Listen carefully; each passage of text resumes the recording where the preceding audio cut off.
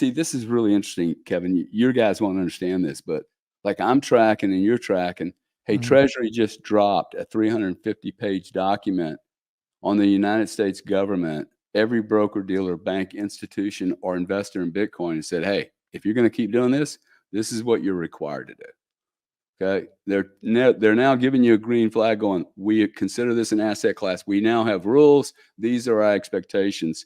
Play in the water at your own risk, but be prepared to be audited. Okay, that's the message. You're going to be audited. You're going to have to prove what you're doing here, which is awesome. Stop Yeah, fighting it. This is awesome. you're Report, right. give them what they want to see. They're going to get it anyway, dude. They've already got most of this shit. They didn't ask us for permission. They're going to be overwhelmed with the data anyway. Mhm.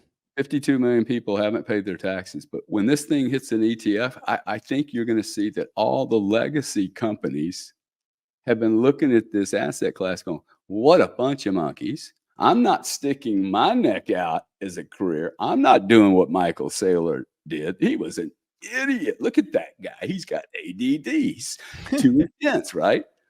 Then he got FASB approved. Okay, so not only do you get Treasury, okay, and you can slow me down. You know your audience better than I do, but then you get the FASB rules changed. FASB, the gap accounting treatment for anyone that would hold Bitcoin as a corporate on their balance sheet. They would treat it if it went down to $10 and went up to $1 million, you had to mark it at $10. It's only worth $10. That's draconian treatment on an asset class. Gross discrimination on an asset class, 15 years. Now they treat it like any other commodity. So it just moves up and down every quarter with the market, and they mark their books up and down. And if they get squeezed out, they get squeezed out. That's a big deal, though. It's the government saying we are giving you proper guidance on how this asset class is treated. Every moment before this moment, I believe, was extremely risky to be invested in Bitcoin. Now, you're an idiot not to understand what's getting ready to happen. This is clarity now, right? Of This is course. the cheapest time we will ever be able to invest in this Mhm. asset class. Risk reward. Everything we know and don't know, all the bad guys, the guy just got sent to prison, dude. That's good news. Great news. You This need to market flush now, them out. yeah, totally. The rats are leaving the sinking ship. You know, y'all, the SEC has come out and said that Bitcoin's a commodity. And, you know, Gary, this is what I think happened because, you know, I've been saying that the spot ETFs can be approved. I've been saying that, you know, they'll never, you know, how many times my friends would send me articles, China banned Bitcoin. I'm like, dude, you've sent me that article 30 times. What they're not understanding is that you cannot ban this asset like this. It doesn't go back in the box. It just exists. So what the government unfortunately has to do, because they hate a decentralized money that they don't control, what they're now saying is, okay, we'll let it go, but we're going to make you play in the confines where our SEC is the police, where we can tax it, where we can regulate it, where we can audit you at any time. So that's kind of the phase that we're at now. And the big money, the BlackRocks, the Vanguards, they're not able to deploy capital the way somebody like I can, or, you know, somebody in my audience can. They have to move these systems in place in order, you know, BlackRock's partnering with Coinbase right now. So you just got to kind of look behind the veil a little bit, and then you'll Well, see where this is all going. yeah, now on the Coinbase thing, okay, this is the government's way of Coinbase is being given kind of a anointment of the guy who is going to be the custodian for BlackRock's ETF. So this is quite interesting, right? Yeah, BlackRock, and then the government said, hey, we've put a policing instrument into Coinbase that allows us to track this stuff easily. Quite frankly, it's a joke, okay? Because if you're on MetaMask and you think you're actually hiding from anyone, I'm got to tell you, I know you're going to get angry with me, but I have millions of dollars invested in this industry. This is the most trackable asset class in the world, on and off the ramps. If you think you're hiding, you're not. Use US dollars, okay? Like that $100 little bill that doesn't weigh anything. That's the one you want to use because, like, they already know what you did. I mean, Oh, yeah. I've had these discussions, so it's silly. This is like you should not. You got to pay your taxes if you're going to live in this country. If you don't leave, leave. So, I yeah, think so people are gonna leave, actually. I think people are gonna leave.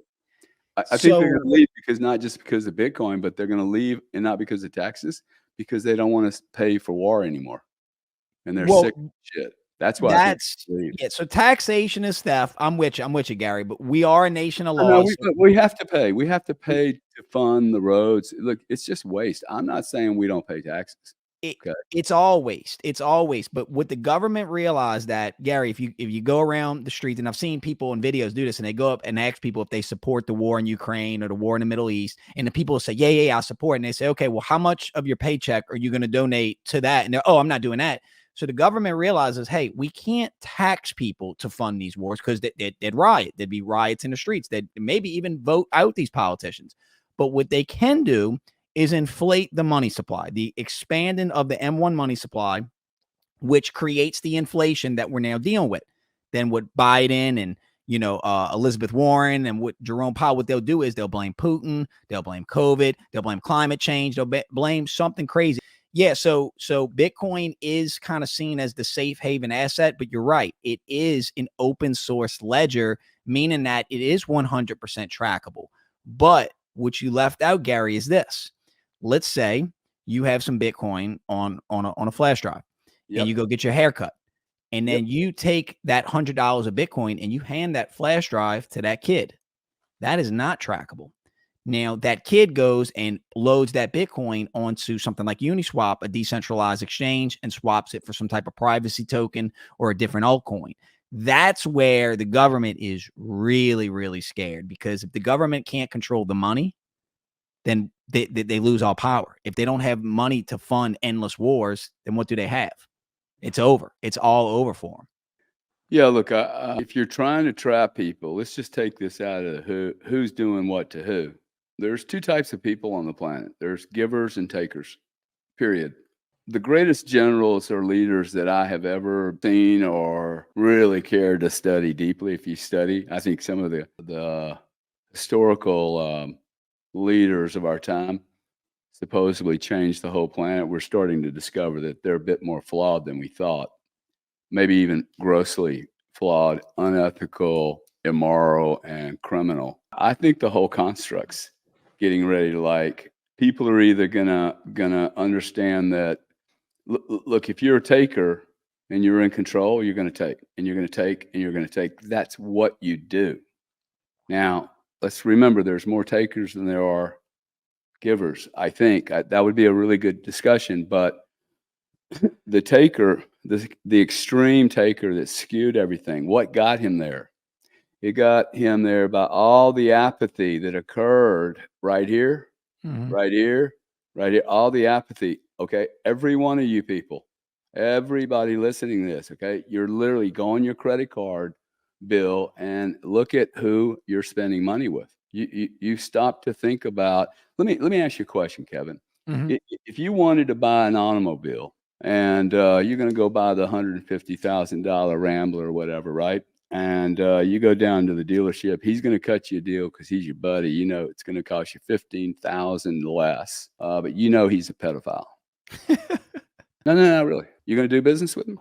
No. Exactly. Okay, there are people. Okay, if he's a drug dealer, you're going to do business with him? Probably I not. mean, If you define know, drug deal. There's different drugs now, Gary. well, see. Oh, we're getting ready to talk about the slope then. So, Slippery, so you're right. is it crack cocaine or is it okay if it's Roach Laboratories?